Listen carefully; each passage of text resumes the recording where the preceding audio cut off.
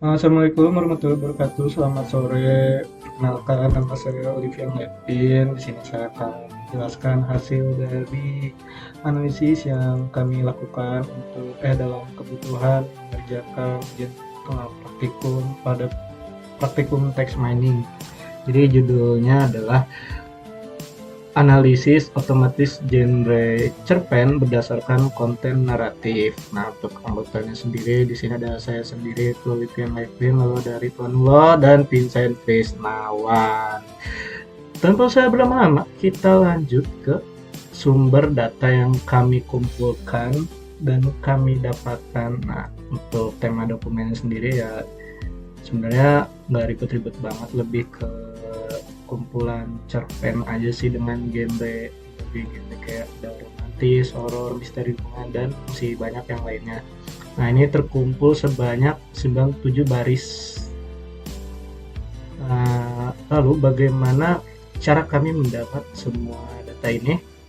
Itu kurang lebih dari situs-situs juga sih. Nah, kayak contoh di sini ada situs Perpusnas, itu dia menyediakan juga kumpulan cerita pendek. Nah, kalau di filenya dia akan dapat list-listnya. Nah, dari data file tersebut kita masukkan ke dalam Excel untuk memetakan menjadi berapa kolom. Jadi kayak misalkan judul dan kategori dan ceritanya, isi dari cerita itu sendiri.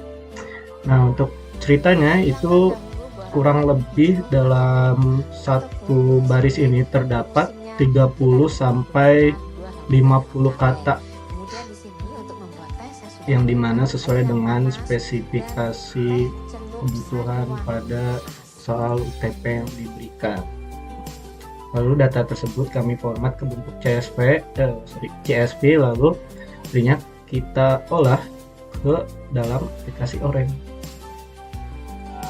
Untuk orange-nya ada beberapa widget-widget yang digunakan, dan di sini workflow-nya yang pertama kan ada widget CSV file import untuk mengimport file CSV-nya, dan corpus tuh untuk membaca si data. Nah, di sini ada pre-process text untuk melakukan pre-processing data.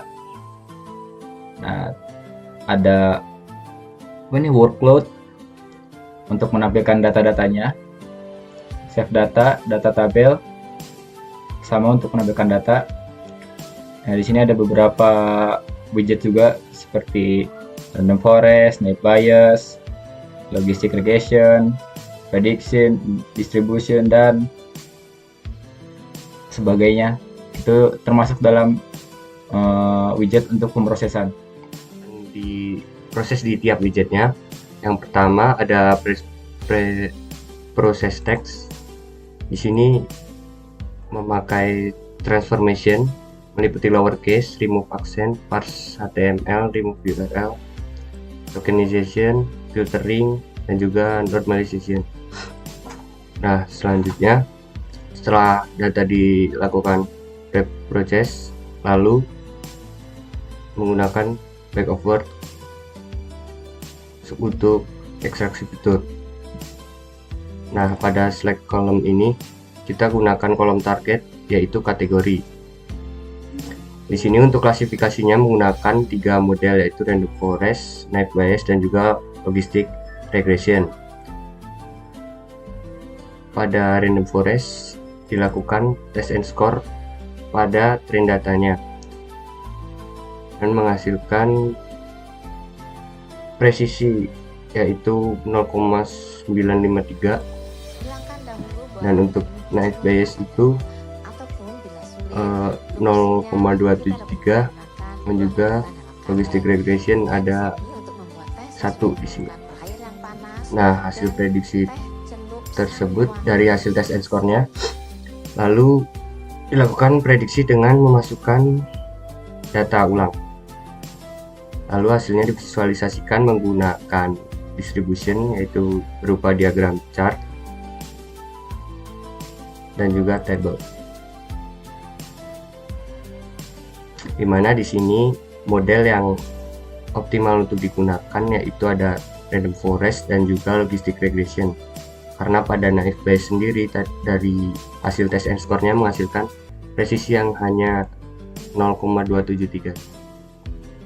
Oke, dari serangkaian proses yang telah kami lakukan, jadi dapat kami simpulkan bahwa dari ketiga model ini, yang optimal itu berada pada klasifikasi random forest dan logistic regression, yang dimana kalau pada metode naive Bayes bisa kita lihat distribusinya itu lebih dominan di tragedi. Jadi semua